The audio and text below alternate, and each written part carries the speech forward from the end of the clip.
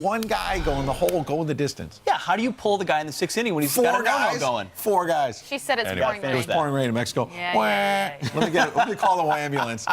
Anyway, sorry. All right, we know how Ed feels about that one. All right, President Trump calling out the problems with our country's immigration laws. We have the worst immigration laws anywhere in the world. Migrants pouring up through Mexico, flooding the border. Illegal immigration must end. This is the last big group of the caravan asylum seekers, about 70 strong, crossed into the U.S. as recently as Friday morning. Joining us to react is host of Michelle Malkin Investigates on CRTV, Michelle Malkin. Good morning, Michelle. Always good to see you. You too. Hi, everyone. Hey, so obviously this is the biggest issue the president campaigned on. He is still doubling down on the wall and making sure that we are stronger at the border. The question that I have is seeking asylum. You have all of them coming over that border, and the caravan is now completely, I think, over that border in California. They want to seek asylum, but how do you differentiate those that really do need to seek asylum to those that don't? Well, there's a process for that. The issue here, though, is that this was a concerted effort to make a circus at the border. And so the asylum claims on their face of it are questionable, especially since Mexico offered asylum to almost all of the people in the caravan.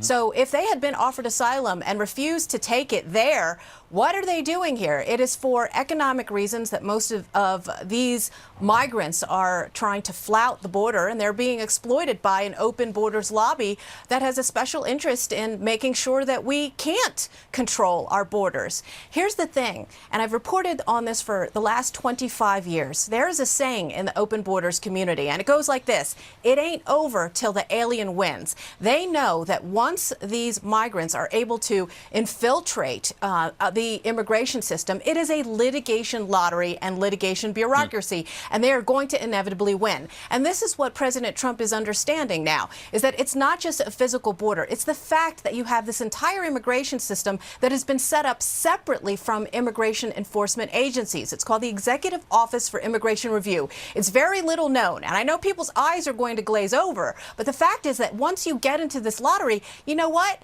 Illegal aliens have more bites at the judicial and court and legal apple than American citizens do. They can appeal this all the way up to the Supreme Court, be rejected over and over and over again, evade deportation, evade judicial orders to leave the country, and it never, ever ends. Michelle, briefly, we're going to move on to another topic, but before we do so, did this caravan backfire? Did the president exposing it, wake a lot of Americans up to how dysfunctional our system is on the border?